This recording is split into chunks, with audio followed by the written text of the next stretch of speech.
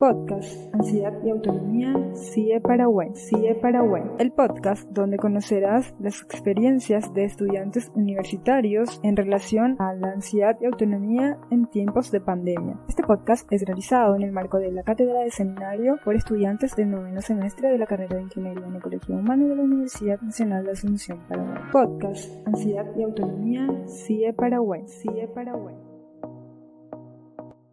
Hola a todos, les traemos un nuevo episodio para acompañar con la merienda, cena o desayuno y estamos hoy con dos estudiantes de la carrera de Ingeniería en Ecología Humana del tercer semestre que nos acompañarán contándonos sobre su experiencia universitaria en tiempos del COVID-19. Soy Fátima Lugo y hoy estarán con nosotros Fátima Hermosilla y Estefanía Cantero. ¿A partir de qué momento ustedes percibieron que entran en un cuadro de ansiedad, teniendo en cuenta todos los roles que ustedes pueden llevar, estudiantes universitarios, si son trabajadores? Voy a hablar yo, soy Fátima Hermosilla del tercer semestre. En lo personal, fue desde el momento uno prácticamente cuando quedamos en esa incertidumbre de no saber qué iba a pasar, cómo se iba a afrontar todo este tema. Sabemos que generalmente se dificulta mucho justamente la educación en Paraguay, y saber que íbamos a tener que enfrentarnos a la virtualidad es hasta el día de hoy algo que te genera incertidumbre. No sabes qué va a pasar, qué esperar de los demás o qué esperan de vos mismo en esta modalidad. Particularmente fue ya Cantero del tercer semestre de la carrera de Ingeniería en Ecología Humana. Bueno, en lo particular muchas veces el exponer en presencial era un caos para mí. Una vez que inició todo lo de la cuarentena, las clases se cambiaron de presencial a virtual. Al principio fue difícil, como a todos, adaptarme. Busqué métodos para facilitar mi aprendizaje y demás. Actualmente aún me cuesta el exponer, es decir, me causa mucha ansiedad el tener que presentar pantalla, el de poner PowerPoint con los profes, con las compañeras. Pero también busqué métodos y aplico todos los días cuando tengo que alentar en cualquier clase luego.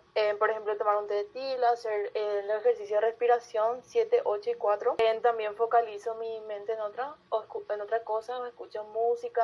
También uso otras apps de 60 segundos para hacer meditación, para poder enfrentar las dificultades que tuve. ¿Y cuál fue la experiencia que ustedes tuvieron en este tiempo del confinamiento en cuanto a las clases? De experiencias positivas, por ejemplo, podemos hablar que en lo personal adquirí mucho conocimiento para manejar, por ejemplo, todo lo de Office, lo de las redes, así, manejar más y enriquecernos, fuimos autodidactas también mucho, más porque somos semestres inferiores, tenemos muchas partes de las prácticas y cada uno vimos los métodos y vimos métodos que podamos adaptar a nuestras casas, por ejemplo. Una pregunta más como para ir cerrando esta parte.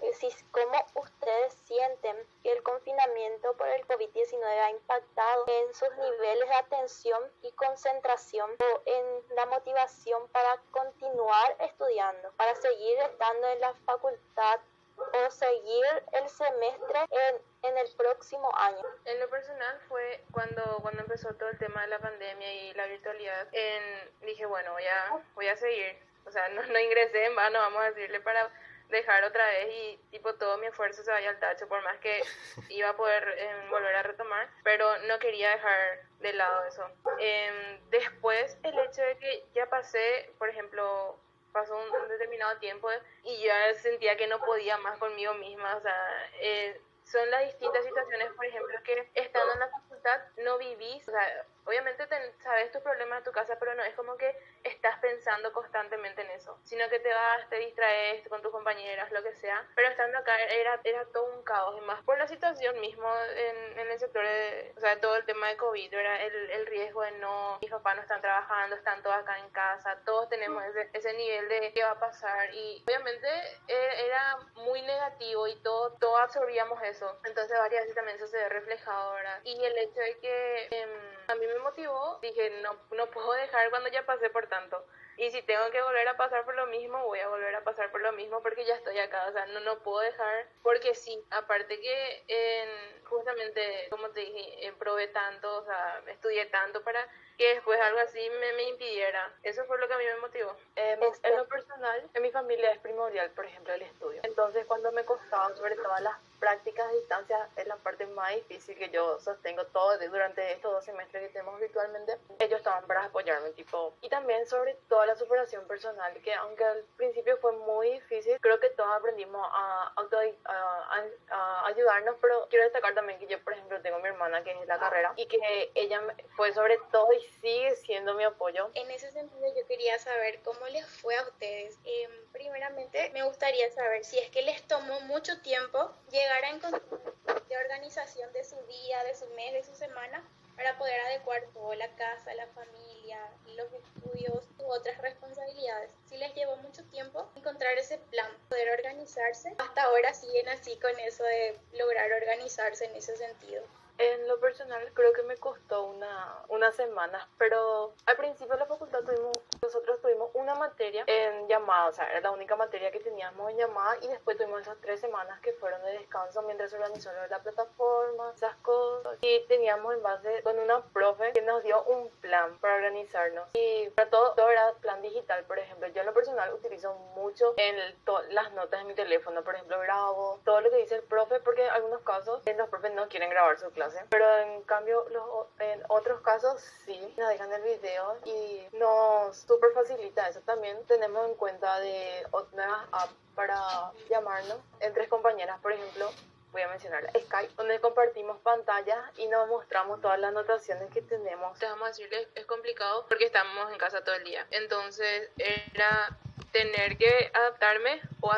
Era totalmente obligatorio para mí tener que saber cómo organizarme. Y parte de eso también generó mucha dificultad, porque cuando realmente no te organizas, hay veces donde no dormís, donde ni siquiera tenés un tiempo de decir, bueno, voy a descansar y voy a hacer algo para distraerme. Era una presión impresionante. Y como dijo la compañera, cuando empezó el tema de la virtualidad, solamente teníamos con un profesor llamada, ¿verdad? Y eran 40 minutos y se cortaba, 40 minutos y se cortaba. Y volver a retomar el hilo de que perdiste hace no sé, 5 o 10 minutos entre que el profesor mandaba otra vez el enlace. Era complicado, y más que estando de por sí a veces en la facultad es complicado concentrarse de siesta. En casa peor, porque tenés toda tu comodidad, vamos a decirle. El hecho también de que hay veces que tenemos problemas de conexión, por ejemplo. No entré a esta clase y tengo que ver cómo voy a poder comprender en caso de que el profesor no haya grabado su clase, en caso de que se le haya olvidado o no quiso o lo que sea. Por esa parte también es un poco complicado.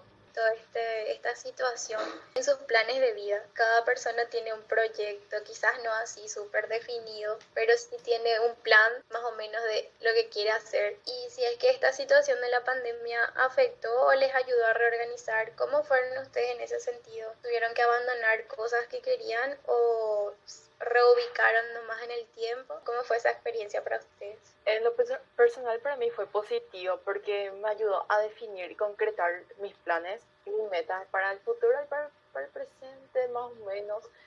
No sé si mencionar, pero la típica frase que estamos escuchando últimamente, cuando acabe la pandemia, ¿verdad? Y lo personal sí, súper. Era positivo porque te ayuda a realmente repensar y decir, bueno, voy a hacer esto para poder lograr, ¿verdad? Pero varias cosas también que por ejemplo me motivaban a llegar a cierta fecha, es como que ahí no va a pasar otra vez, y es como que te desanimaba, porque como te dije, no sabes qué va a pasar, no sabes si mañana va a terminar todo, si va a conseguir, no sé, 6 meses más otra vez, porque un día nomás dijimos, bueno, comienza un descanso, por así decirlo, de 15 días y después volvemos. De esta manera terminamos otro podcast y te invitamos a que sigas escuchando las demás experiencias en nuestros otros episodios. Te recordamos que este es un trabajo de estudiantes del 9º semestre de